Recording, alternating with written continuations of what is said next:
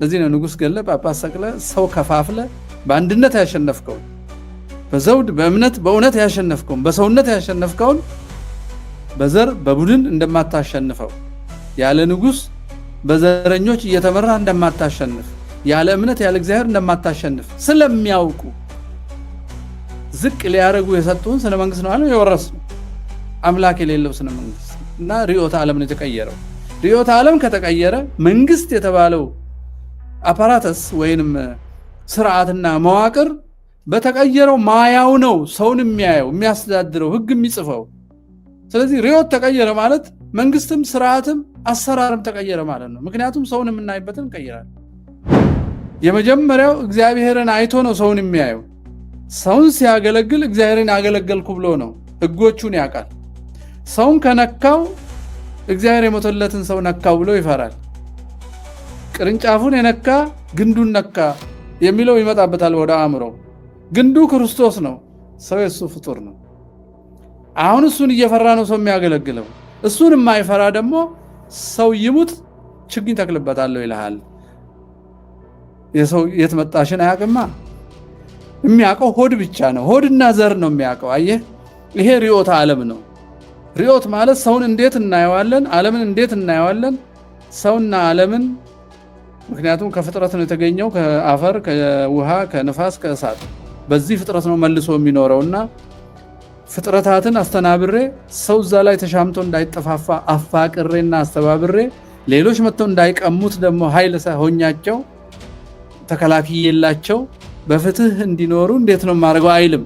ማን ማንን አሸንፎ ምን ያህል ይወስዳል ርስት፣ ማን ማንን አፈናቅሎ እርሻ ያሰፋል፣ የማንን ንግድ ብንቀማ ማን ይከብራል፣ የማንን ቤት ብናፈርስ ዲሞግራፊ ይቀየራል፣ ማንን ብናመክን በጦርነት ማንን ከፊት ብናረግ ማን ይቀንስልናል የሚለው ርዕዮተ ዓለም ነው። አሁን መንግስት ነው እሱን የሚያለው። ርዕዮተ ዓለሙ ብልሹ ስለሆነ አሁን የቀድሞውን እየናፈቅን ነው ማለት ነው። የቀድሞ ሲባል ያናፍቆት ግን ጉድለት ካለበት እንደ ባለ አእምሮ እንመረምራለን እንጂ እንደ መንጋ አንጠላው። እንደ መንጋ ማንወደው አስበን ነው የምንሰራው። ምን ማለት ነው? የባዕዳን ተላላኪ አንሆንም ማለት ነው። በአእምሮ ነው የምንሰራው። አሁን ያጋጠሙን ሰዎች በአእምሮ የማይሰሩ ናቸው። ለምሳሌ አሁን ያለው ጠቅላይ ሚኒስትር ኒውዮርከር የሚባለውን ጋዜጠኛ ያለውን ምናልባት ድምፁን አላዘጋጀሁም እንጂ እኔ እኮ ለአሜሪካ ሞታለሁ በጣም ነው የምወዳት። ሰውየው በድምፅ ነው ያስቀመጠው። ይሄን ሁሉ እሞትላታለሁ ነው ያለው ጠቅላይ ሚኒስትሩ። እኛን እየመራ ለሌላ ሀገር ሊሞት ይፈልጋል። ስለዚህ እኛን ይገለናል። በህዋትና በሻቢያ ጦርነት በኦነግ በኢሃፓና በደርግ አሁን በብልጽግና ከሚፈጀው በእርግጠኝነት በ10 እጅ ያንሳል። ምክንያቱም በጅምላ መግደል አይቻልም ነበር ድሮ። ሰው ወዶ ፈቅዶ ሰይፍ ይዞ ካልመጣ ሮጦ ጫካ ስለሚገባ ልገለዋል። የምትገለው ኢንጌጅ ያረገህን ሰው ነው። ኢንጌጅ ያረገ ሰው ደግሞ ሚሊዮን ሊሆን አይችልም። ልዋጋ ብሎ የመጣ ሰው ነው። ይሄ ሁሉ ሚሊዮን ሰው ያለቀብን ዘመናዊነት በሚል አዲስ ነገር ሁሉ ጥሩ የቆየ ሁሉ መጥፎ። ለዚህ ነው እነ ስማቸውን እዚህ ባንጠራም ጥሩ ነው። እነዚህ አሁን ስልጣን ላይ ያሉ ሰዎች ቆሞ ቀር ኋላ ቀር የቀድሞ ስርዓት ናፋቂ የምትለዋን ቃል ሲጠቀሙ የቀድሞን መናፈቅ ስተት ነው ብለው ያስባሉ። ገነትም መናፈቅ ለሔዋንና ለአዳም ስተት ነው። አሁን በወደቁበት ምድር መጽናን ነበረባቸው እንደማለት ያለ ድንቁርና ነው። የቀድሞ ስርዓት ገነት ከሆነ ሔዋን ወደ ገነት ለመመለስ ባለቀሰች መጠን ክርስቶስ ቃል ገብቶላት እኮ መልሷታል። ወደ ቀድሞ ነው የመለሳት። አሁን የቀድሞውን ዘመናዊ ልንለው እንችላለን። በእውቀት ፈልገነዋል፣ ባለማወቅ አጥፍተነዋል። ስለዚህ አሁን እኛ ኢትዮጵያ ውስጥ የምንፈልገው ስነ መንግስት ጠላት የነገረንን ሳይሆን እኛ ቁጭ ብለን ከታሪካችን ከትውፊታችን ከእምነቶቻችን ከባህሎቻችን የምንቀምረው ይሆናል። ይሄን ጉዳይ በእውነት ለምን ማንሳት አስፈለገ? እኛ በታሪካችን የምንኮራ ግራ ማንጋባ የተጻፈ የተረዳ ታሪክ ያለን ሰዎች ነን። ታሪካችን በህይወት ከልብስ ጀምሮ ከአመጋገብ ከቤት ቅርጽ ከልጅ አስተዳደግ ጋሼ፣ አባቴ፣ አባዬ፣ እህቴ፣ እታለም ከመባል ጀምሮ በአንዳች የታወቀ መሰረታዊ ፍልስፍና ላይ የቆመ ዘመናትን የተሻገረ መሆኑ ይታወቃል። ነገር ግን ከጥቂት ዘመን ወዲህ ሰዎች የባዕድ ትምህርት ተምረው ሲያበቁ ቀድሞ የነበረውን ዕውቀት ደግሞ ሳያውቁ ቀርተው ሳይማር ያስተማረ ህዝባችን ወደሚል ትቢት አድገው እኛ ደግሞ የተማረ ይግደለን ብለን ፈቅደን ይመስለኛል ሀገራችንን ያስረከብነውና ሀገራችንን አስተሳሰባችንን ሁሉ የክት የድብቅ የጫካ የቆሎ ብለን በምንከፍለው ግብር ያቋቋምነውን ዩኒቨርሲቲና ትምህርት ሁሉ ለባዕድ ሰጥተን ነው ባዕድ ይሆን ነው። ይሄ አሁን ያለንበትን ሁኔታ ፈጥሯል። ያሬዶ እንዳልከው ሃይማኖትና ፖለቲካ ይለያያል የሚለውን በቅጡ ተንትነን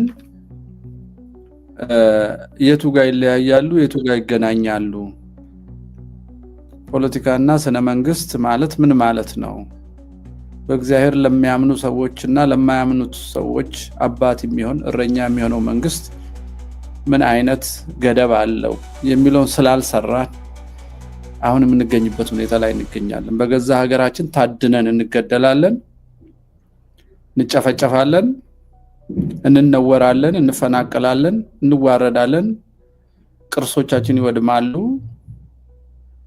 ትምህርታችን ሁሉ ይነወራል። በገዛ ዩኒቨርሲቲዎቻችን ለኛ ጠላት የሚሆኑ ልጆች ያድጉበታል። የሀገሪቷ ጦር ሰራዊት በእኛ ላይ ይዘምታል እና ይሄ ለምንድን ነው ስንል ይሄን አቅም ፖለቲካና ስነ መንግስት ነው የሚይዘው። ይሄን ስለተውን ነውና በዚህ ጊዜ ምናልባት የብዙ ዘመናት ጥቃትና ስቃይ ይሄን ጉዳይ ተወያይተን ተነጋግረን መፍትሄ እንድናገኝ በራሳችን መንገድ እንድናስብ በባዕዳንና በሚጠሉን ሰዎች አይምሮ እንዳንመላለስ ችግራችንን ለመፍታት የተውሶ መሳሪያ ፍለጋ ስንሄድ ለብዙ ዘመናት እንዳንጠፋፋ መንገድ ለመፈለግ ነው እንግዲህ የመርሃ ግብር የተዘጋጀውና ኢትዮጵያዊው እይታ ኦርቶዶክሳዊ እይታ ምን ይመስላል፣ ከየት እንነሳ፣ እንዴት እንጀምር ልንል ነው የመጣ ነው። ተከታታዮቻችን በተከታታይ ይሄን ርዕስ ይዘን ነው የምንሄደው። ይሄን ያረግነው እኔና እዚህ የምንቀርባቸው ሌሎችም ሰዎች እርስ በርስ ለመነጋገር አይደለም። በየቤታችሁ በውስጣችሁ ያለውን እስካሁን የተሳሳትነውን የተታለልነውን እየመረመርን አዲስ ውይይት እንድንጀምር ነው ዋናው ተልእኮ። ሌሎችም ቢሆኑ ይጋሩናል ብዬ አስባለሁ። መንግስት ጣዖትም አይደለም፣ የሆነ ቡድን ተሰብስቦ ህዝቡን እንደፈለገ የሚነዳ የሚገድል የሚያስር የፈለገውን የሚያደህይ የፈለገውን የሚያስከብር የፈለገውን ቤት የሚያፈርስ ለሌሎች ቤት የሚሰጥ የፈለገውን የሚደመስስ ሌሎቹን የሚያባዛ አንዱን ዘር የሚያጠፋ አንዱን የሚያበዛ ማለት አይደለም መንግስት። ምክንያቱም እኛ አንድን ነገር ትክክል ነው ወይም አይደለም ለማለት መነሻ አለን። እንደ ሃይማኖት እንደ ኦርቶዶክሳዊ ማያ ማለት ነው። መነሻችን እግዚአብሔር ነው። እኛ እግዚአብሔር ሰማይና ምድርን ፈጠረ ብለን ፍጥረታቱን ከዘረዘረ በኋላ በአምስተኛው ቀን አዳምን ፈጠረ እንላለን። አዳምን ፈጥሮ በስድስተኛው ቀን አዳምን ፈጥሮ በሌሎቹ ፍጥረት ላይ አነገሰው ስንል በጸጋ አነገሰው እንጂ አዳም ፍጡር ነው። እግዚአብሔር ከድንጋዩ ከአትክልቱ ከውሃው እኩል ሊያደርገው ይችላል የፈጠረውን። አዲሱ ፍጡር ግን የተለየ ነው። ያ ፍጡር እግዚአብሔር እፍ አለበት፣ ሕያው ነፍስ ያለው ሆነ፣ በግዕዛም በማሰቢያ በአምሳሉ ፈጠረው ብሎ ነው መጽሐፋችን የሚነግረን። መነሻ የሌለው ነገር አጥፊ ነው። ሳይንሳዊ ሙከራ በቁስ ላይ ነው የሚሞከረው። ሞካሪው የሰው ልጅ ነው። የሚሞክርበት አይምሮ መመራመር ስለተሰጠው ሰው ራሱ መሞከሪያ እስከና አመጣጡ ጀምሮ መሞከሪያ ስናደርገው ስነ መንግስት የሙከራ ይሆናል። ስለዚህ ህዝብ ላይ ሞከራል። የኢትዮጵያን ኤትኒክ ፖለቲክስ ሞከርንባቸው ይላል ፓውል ሄምዝ። ፓውል ሄምዝ ኤርትራን አስገንጥሎ ህዋትና ኦነግን ደግፎ ኢትዮጵያን እንዲያፈርሱ ካደረጉ የምዕራባውያን ምሁራን አንዱ ነው። ከሆነ አመታት በኋላ ግን ስንተላለቅ ምን አየና ሙከራችን ትክክል አይደለም ይላል። እሱ ላይ እኛ ለሱ የላቦራቶሪ ዕቃዎች ነን። ይሄ ሰውዬ ክፉ ሆኖ ላይሆን ይችላል። የተማረው ነገር የሰውን ኃያል ክቡር መሆንን፣ ሰው ሁሉ እኩል መሆኑን፣ ሰው ተጠሪነቱ ለእግዚአብሔር እንጂ ሰው ለሰው ዕቃ አለመሆኑን ስለማያውቅ ሰው ይበላለጣል በሚል ማህበረሰቡ ስላደገ ሞከረብን። ከኛው መሃል ያን ትምህርት የተማሩት ደግሞ የሙከራው አካል ሆነው የዘር ፓርቲ ፈጥረው መንግስት ፈጠሩ። እስቲ እኛ እንዴት ነው መንግስትን የምናየው ስንል ከሰማይ ስርዓት ነው እኛ የምንነሳው። ያ ሰማይና ምድር የፈጠረ ያልተፈጠረ ቅድምና ያለው በዚህ ጊዜ ነበር አልነበረም የሚባለው አምላክ ሰው ፈጠረ ብለን ሰውን በፍጥረታት ላይ አነገሰ ብለን ነው የምንነሳው። አሁን ስለ መንግስት የምናስበው ከዚህ ተነስተን ነው። ለምን አነገሰው ስንል እዛው ገነት ሲያስገባው ያሳያል። ምን ይላል? በምስራቅ ገነትን ተከለ ይጠብቃትም ያበጃትም ዘንድ ሰውን እዛ አኖረ ይላል። ይጠብቃትም ያበጃትም ዘንድ የምትለው ስራ ሰጠው። ጥበቃና ማበጀት አለ። ምንድነው የሚጠብቀው? ምንድነው የሚያበጀው? እግዚአብሔር አበጅቶ የጨረሰውን ብለን ነው እኛ የምንነሳው። የሚያበጀውማ አለ። ፍጥረትን ፈጥሮ እሱን የሚወልድ ፍጡር አድርጎ ከፈጠረው ፍጥረት ይጎዳል። ፍሬውን ሲበላ የሚያልቅ ከሆነ መልሶ መዝራት አለበት። ዝናብ ሲዘንብ አፈር የሚሸረሸር ከሆነ መከተር አለበት። ውሃ የሚቆሽሽ ከሆነ ማጽዳት አለበት። እንስሳት ሰው የሚወጉ ከሆነ መከላከል አለበት። አጥር ይሰራል፣ ቤት ይሰራል። አሁን ንግስናው ጥበቃ ነው፣ ማበጀት ነው። ፍጡራኑን ስርዓት ያስይዛቸዋል። በተሰጠው ስልጣንና ግዕዛን ስርዓት ያስይዛቸዋል። ፍጡራኑን ስርዓት የሚያስይዘው ከሱ ለሚገኙ ልጆች መጠቀሚያነት ነው። ልጆቹ ነገስታት ናቸው በፍጡር ላይ። እሱ ንጉስ ነው። አርጅቶ ሲሞት ልጆቹ ንግስናቸውን ይቀጥላል። እያንዳንዱ ፍጡር ንጉስ ነው በፍጥረት ላይ። እነዚህ ነገስታት የሆኑ በእግዚአብሔር የተሾሙትን ደግሞ ሰብስቦ በአንድ ላይ ለማኖርና ስርዓት ለማስያዝ በትምህርትና በህግ ከመሃላቸው ሰው ይሾምላቸዋል። በሰፈር ሊሆን ይችላል። ማህበረሰብ በሰፈር ነው ዳኛ ያለው። ማህበረሰቦች ሲበዙ የሰፈሩ ስለማይዳኝ የማህበረሰቦቹ መሪ ንጉስ ይባላል። ብዙ ማህበረሰቦች ሲገናኙ የንጉሶቹ ንጉስ ንጉሰ ነገስታት ይባላል። የኢትዮጵያ ስርዓት እንዲህ ነው የተወለደው። የሰማይ ስርዓት ይዞ ነው የነ መላእክት ቅዱስ ሚካኤልን ሊቀ መላእክት ብለን በስሩ ሌሎች እንዳሉ ነገዶች እንዳሉ ያንኑ ስርዓት ነው ኮፒ የሚያደርገው የኛ ማያ። አላማው ጥበቃና ማበጀት ነው። ቅድም እንዳልከው ፍትህ መስጠት፣ ደካማው በኃያሉ እንዳይጎዳ፣ ደካማው በኃይለኛው እንዳይቀማ፣ ይሄንን መጠበቅ ነው። ፍትህ መስጠት፣ መጠበቅ፣ ማስተናበር፣ ቅድም እንዳልከው ማፋቀር። አሁን ደካማውና ኃያሉ ባለሀብቱና ደሃውን ካፋቀር ነው ደሃው በጉልበቱ ቢያገለግል ወይ በእውቀቱ ቢያገለግል ባለሀብቱ ደግሞ የዚህን ጤና ይጠብቅ። መጠበቅ አብሮ እግዚአብሔርን አስደስቶ መንግስተ ሰማያት መውረስ ነው። ለሆድ ብቻ አምላክ የለሽ ሆኖ መንግስት ሲሆን ምን ሊያስከትል እንደሚችል ደግሞ እናየዋለን፣ ምን ማለት እንደሆነ። አሁን የኛ ማያ እሱ ነው። ከሰማይ ህይወታችን ጋር የተገናኘ ከእግዚአብሔር ወስደን የምንሰራው ነው። ሰውን ዲፋይን ስላደረግ ነው። ሰው በእግዚአብሔር አምሳል የተፈጠረ በፍጥረታት ላይ የነገሰ እንጂ የፍጥረታት ግብአት አይደለም። የፍጥረታት ግብአት የሚመስሏቸው ሰዎችማ ሰው ሞተ ሲሏቸው ችግኝ እንተክልበታለን ብለው ሊመልሱ ይችላሉ። ጦርነት ይቁም ስንል የኢትዮጵያ ህዝብ በጣም ስለበዛ እኛ መዋጋት እንችላለን ብለው ስለ ሰው እልቂት ሊደግሱ ይችላሉ። አሁን ይሄ አእምሮና የኦርቶዶክሳዊ አእምሮ ይለያያል።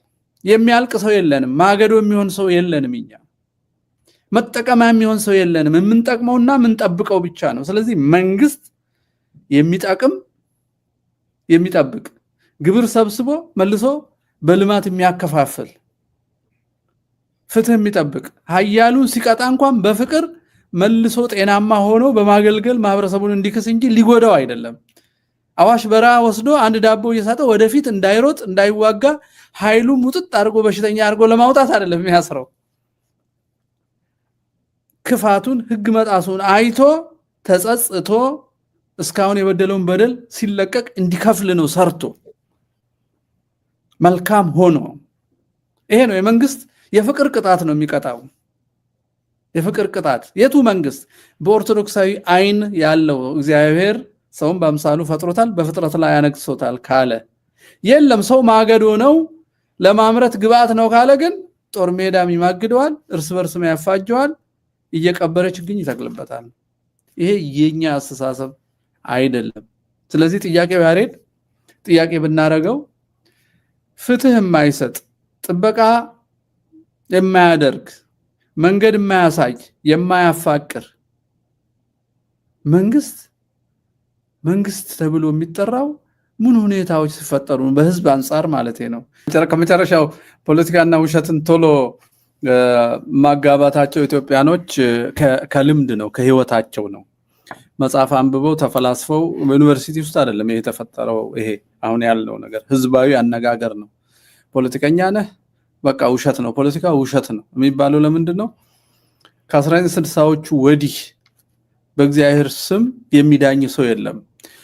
ድሮ እኮ ቅድም እንዳልከው ይሄ ቁራኛ ነጠላ ኩታቸውን አንድ ላይ ማሰር እዛ አለቃ ዘነብ ታሪክ ውስጥ ነው የማየው። ጎንደር ገበያ ላይ ሰዎች ለምሳሌ እህል ሲሰፍሩ ሲገዙ ብዙ ከሆነ የሚሰፍረው ሰውየው ይደክመዋል።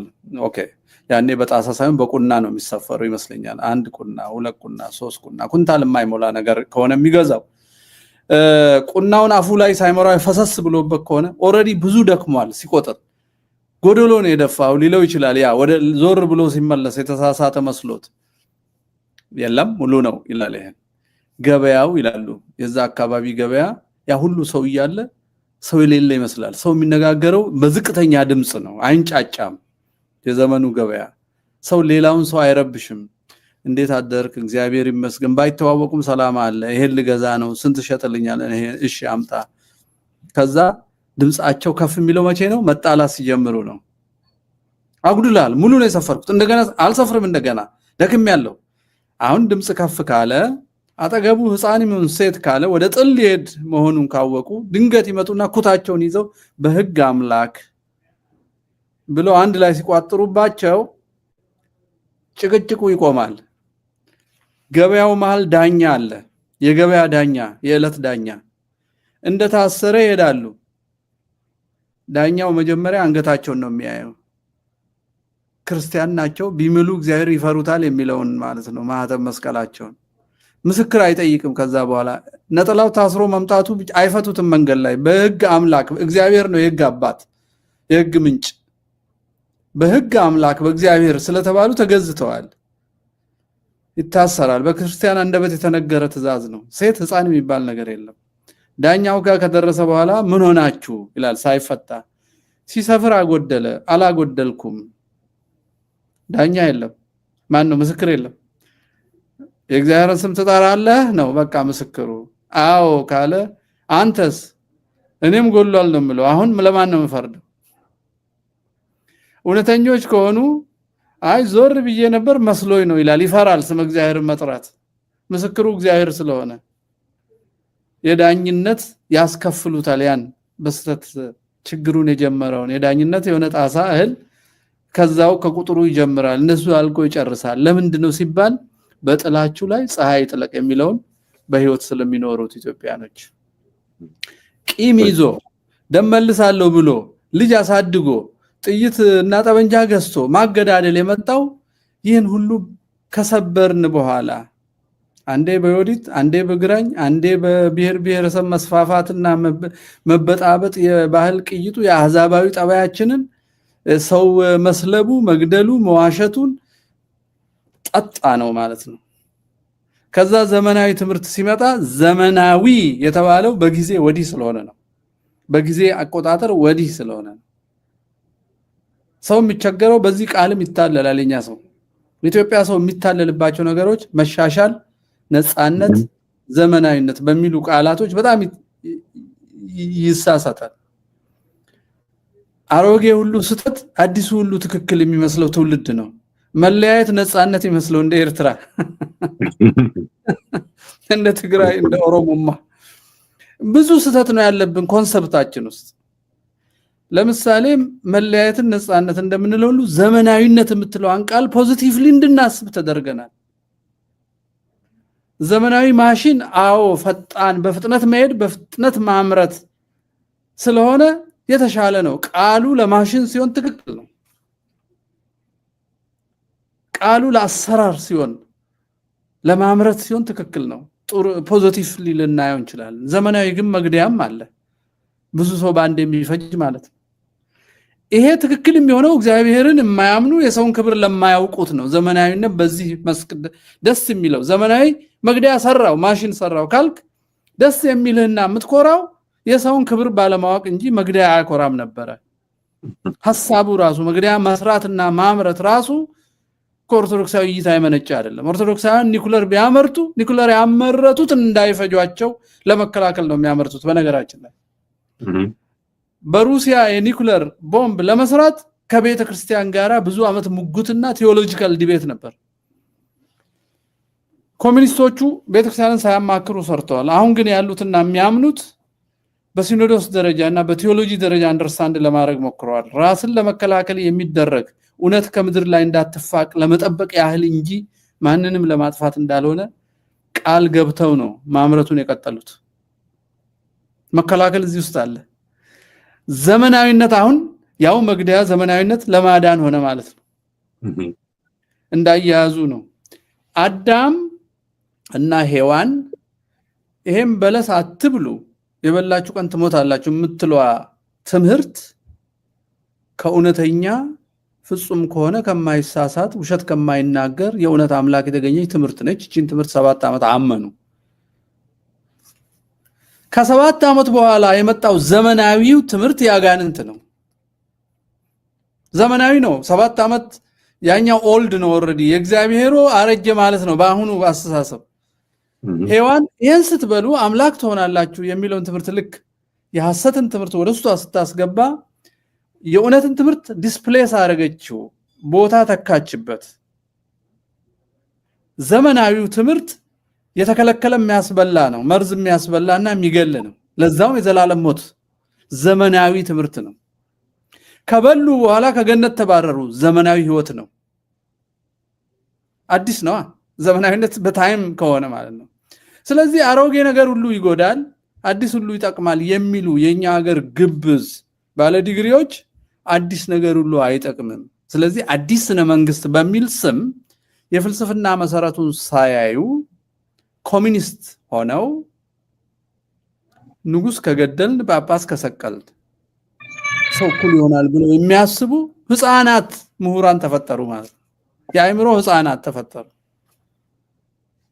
እነዛ ህፃናት የተፈጠሩት ኦርቶዶክሳዊነትን በሚጠሉ በኦርቶዶክሳዊነት አስተሳሰባችንና በአንድነታችን ያሸነፍናቸው በመሸነፋቸው እጅግ ቁጭት የያዛቸው ሊበቀሉ ፈልገው እነዚህ ልጆች የሰሩ ናቸው። አዲሱን ንጉስ ቀሎ ጳጳስ ሰቅሎ በኩልነት ስም ሀገር አፍርሶ እርስ በርስ መደማማትን ከቀዳማዊ ምኒልክ ከግራኝ ከዮዲት ጀምሮ እስከ ጃንሆይ ድረስ የተገደሉ ሰዎችን በመንግስት እቅድ ብንደምር በህዋትና በሻቢያ ጦርነት በኦነግ በኢሃፓና በደርግ አሁን በብልጽግና ከሚፈጀው በእርግጠኝነት በ10 እጅ ያንሳል። ምክንያቱም በጅምላ መግደል አይቻልም ነበር ድሮ። ሰው ወዶ ፈቅዶ ሰይፍ ይዞ ካልመጣ ሮጦ ጫካ ስለሚገባ ልገለው አትችልም። የምትገለው ኢንጌጅ ያደረገህን ሰው ነው። ኢንጌጅ ያደረገ ሰው ደግሞ ሚሊዮን ሊሆን አይችልም። ልዋጋ ብሎ የመጣ ሰው ነው። ይሄ ሁሉ ሚሊዮን ሰው ያለቀብን ዘመናዊነት በሚል አዲስ ነገር ሁሉ ጥሩ የቆየ ሁሉ መጥፎ። ለዚህ ነው እነ ስማቸውን እዚህ ባንጠራም ጥሩ ነው። እነዚያም ስልጣን ላይ ያሉ ሰዎች ቆሞ ቀር ኋላ ቀር የቀድሞ ስርዓት ናፋቂ የምትለውን ቃል ሲጠቀሙ የቀድሞን መናፈቅ ስተት ነው ብለው ያስባሉ። ገነትም መናፈቅ ለሔዋንና ለአዳም ስተት ነው። አሁን በወደቁበት ምድር መጽናን ነበረባቸው እንደማለት ያለ ድንቁርና ነው።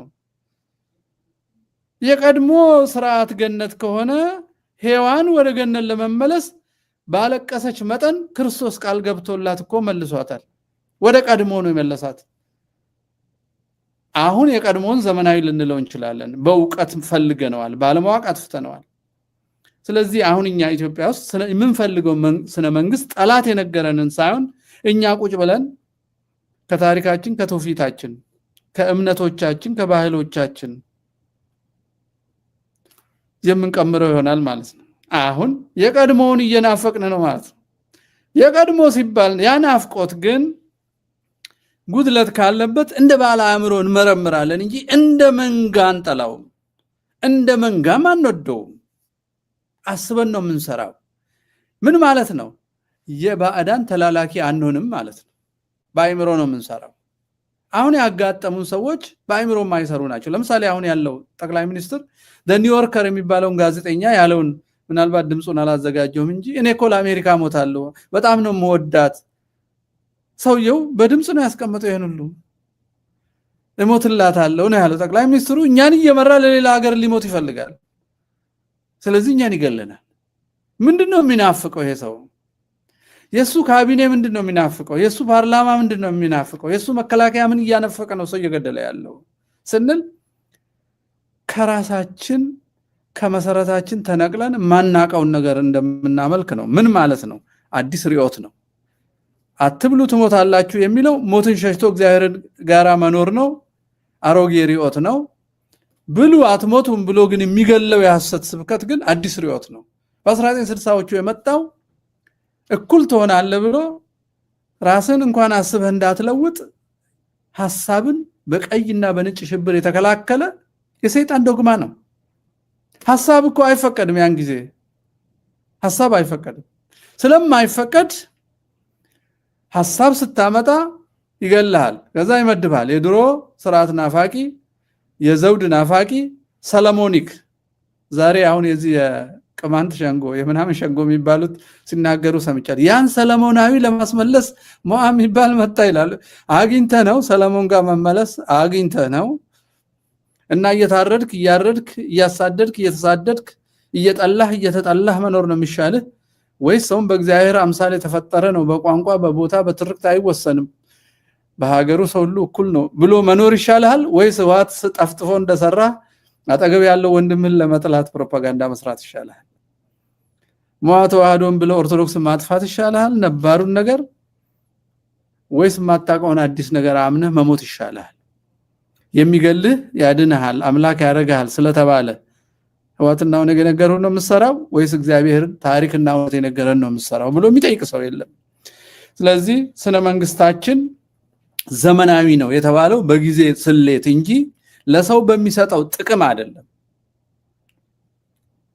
ለሰው በሚሰጠው ጥቅም ቢሆን ኖሮ ዘመናዊነት የሚመዘነው የሚሊዮን ሰው ከመፈጠሩ በፊት እንኳን ያልነበረ ወይንም ከአጋንንት ብቻ የተገኘ ስነ መንግስት ነው። ስለዚህ የሪዮት ዓለም ለውጥ ነው ያደረግነው። ሪዮት ማለት ማያ ነው። ማያችን ስለ ሰው ያለን ትርጉም ተለወጠ።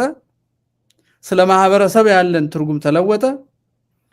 መንግስት ንግስና እና የንጉስ ተጠሪነት አስተሳሰብ ተለወጠ። ስለዚህ የህዝብ ትርጉም ተለወጠ። ዘመናዊው የመጣውና ለዚህ ጥፋት የተዳረግነው አዲስ ሁሉ ትክክል አሮጌ ሁሉ ስተት ብሎ አዲስን ግን ከባዕድ መፈለግ፣ የራስህን ማሻሻል ሳይሆን የራስህን ነቅለ ከባዕድ መፈለግ። ያ ባዕድ ደግሞ አንተ ያሸነፍከውና የሚጠላ በድሮ ማንነትህ ያሸነፍከውና ያን ኃይል ሊነሳ አዲስ ማንነት የሚያለብስህ ባዕድ። ለዚህ ነው ንጉስ ገለ ጳጳስ ሰቅለ ሰው ከፋፍለ በአንድነት ያሸነፍከው በዘውድ በእምነት በእውነት ያሸነፍከው በሰውነት ያሸነፍከው በዘር በቡድን እንደማታሸንፈው ያለ ንጉስ በዘረኞች እየተመራ እንደማታሸንፍ ያለ እምነት ያለ እግዚአብሔር እንደማታሸንፍ ስለሚያውቁ ዝቅ ሊያረጉ የሰጡን ስነ መንግስት ነው አለው የወረስነው አምላክ የሌለው ስነ መንግስት ነው። እና ሪዮት ዓለም ነው የተቀየረው። ሪዮት ዓለም ከተቀየረ መንግስት የተባለው አፓራተስ ወይንም ስርዓትና መዋቅር በተቀየረው ማያው ነው ሰውን የሚያየው የሚያስተዳድረው ህግ የሚጽፈው። ስለዚህ ሪዮት ተቀየረ ማለት መንግስትም ስርዓትም አሰራርም ተቀየረ ማለት ነው። ምክንያቱም ሰውን የምናይበትን ቀይራል።